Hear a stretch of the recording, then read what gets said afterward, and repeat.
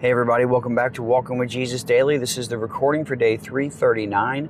Can you believe this? 339 days? Oh man, this is so awesome. It means a lot of things. It means that Christmas is coming. If you didn't realize that yet, and you're listening to this in the order of its original recording, this means that Christmas is coming. I know this because I go home and there's lights on people's houses, and there's a tree up in my house that my wife decorated wonderfully. And there is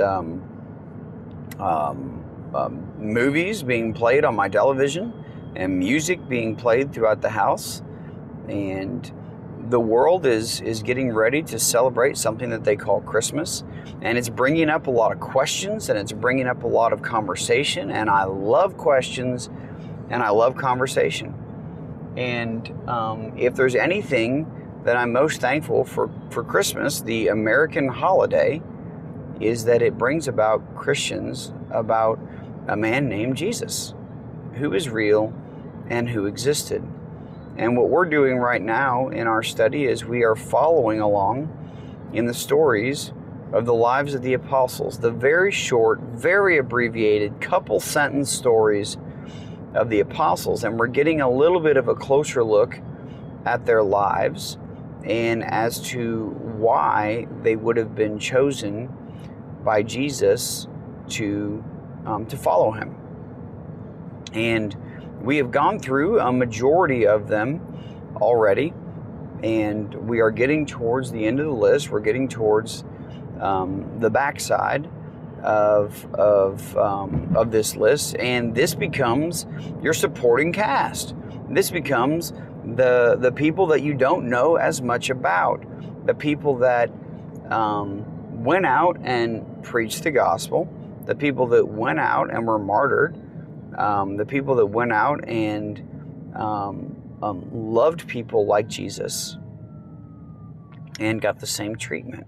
I read in our Devo last night with my children, it talked about the life of a Christian and people wanting to be healthy and be well taken care of, and to have their troubles answered by God, and to have a life that was good and without these things. And the Devo said, why would you expect this from God?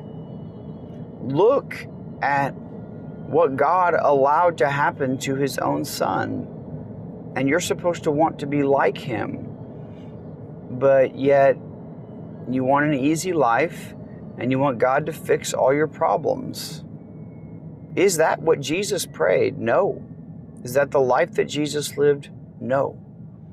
And if you're seeking to be a disciple of Jesus and like the apostles, what should your expectation be? Right? So, as we read through the rest of these apostles, can we just remember for a moment what it looks like to be a follower of Jesus? And maybe your expectations need to change. Or maybe you need to rethink who you're following. And I hate to say that, but if you're seeking a life that fits into this world, that is not one that knows God. Today we're going to talk about the other Judas. I know, right? You're like, what are the odds? How is there a man named Judas that did something so bad, and now there's a man named Judas that we're going to talk about? Well, this talks about Judas Thaddeus. This is the Judas not Iscariot.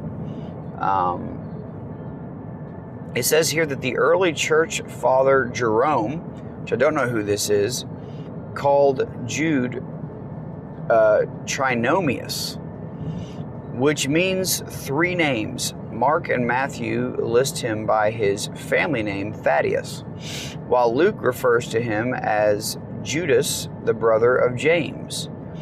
Some have tried to link him with Jude, the half-brother of Jesus, who wrote the book of the same name, but we do not accept this view, according to the writer. It doesn't make any sense.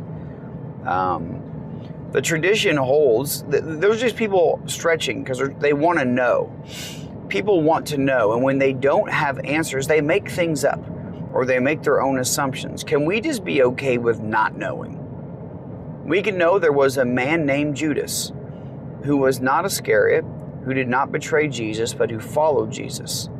We know that the tradition holds that he preached the gospel, and we think he preached it in places like northern Syria, Iraq, and Turkey.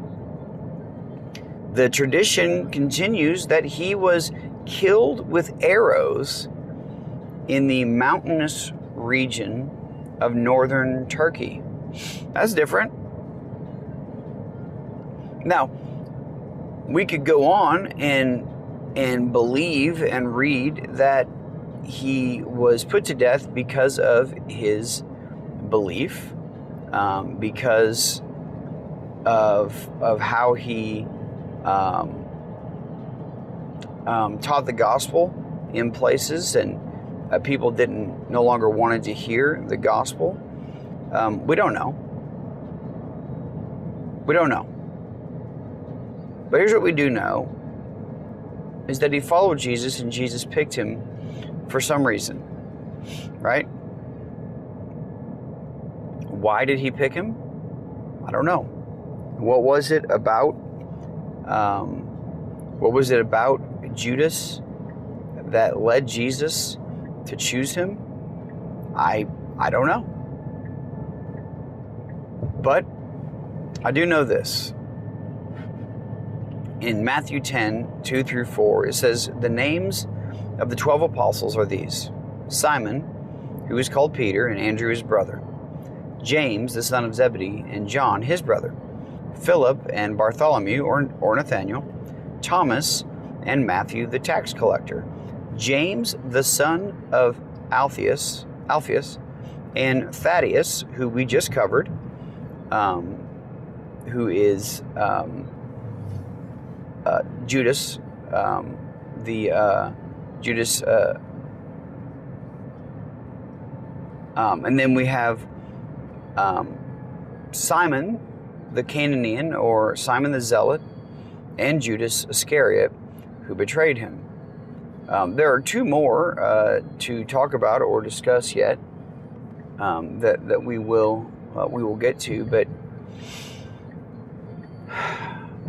are you okay with just being a name mentioned? Are you okay with not even being a name mentioned? I remember early on in the talks that Kenny and I had when we first began this in late 2019, early 2020, when we stopped trying and started surrendering. Those are two very different things, in case you're wondering. And yet they go hand in hand, because surrendering requires quite a bit more trying than trying does. However, that's a conversation for another time. We would walk through, and while we were lifting, and we would relate to which disciple we felt like we were most built like, were most designed like by God. And it started with being some of your more well-known disciples. And this is normal, because you associate yourself with someone you actually know. And then the further our walk got into, the further we got to one of the unnamed disciples, or one of the disciples that were lesser known. And then it became one of the unnamed disciples. And then it became a face in the crowd. And then it became a Pharisee. And then it became worse and worse from there, is how we eventually figured out who it was that we actually were. And how blessed we were that we were unnamed. How blessed we were that we weren't around at that time. How sad it would be to see the names of Kenny and Dan show up as unbelievers, or as those who told the Pharisees that there's this man doing these things, because there was a time in our life that's very much who we were. There's a time in our life that that church tradition and family tradition and living the life of a checkbox Christian was all that we were, and was all that we knew, and was all that we taught, was all that we talked about. Everything else in life was more important. And there was anger in our hearts. To be known as Judas, but not Iscariot, to just have a small portion of your life be talked about and for you to die by arrows, Judas didn't care. He lived a life that was free. He taught the gospel in places that you wouldn't dare go and teach the gospel right now. Yet people go, people that are unnamed. If there's anything from this lesson today, can I ask you to not relate to one of these men, but to pray over the people that are actually out there doing these things on a daily basis? Please pray for the unnamed Judas that is in Iraq right now, that is in Muslim countries preaching the truth of the gospel. Please stop what you're doing. Stop trying to figure out who you are in the Bible and realize who you are before God. And then pray for the people that have humbled themselves enough to give up their entire lives to go and bring the truth of the gospel to parts of the world that want to kill them.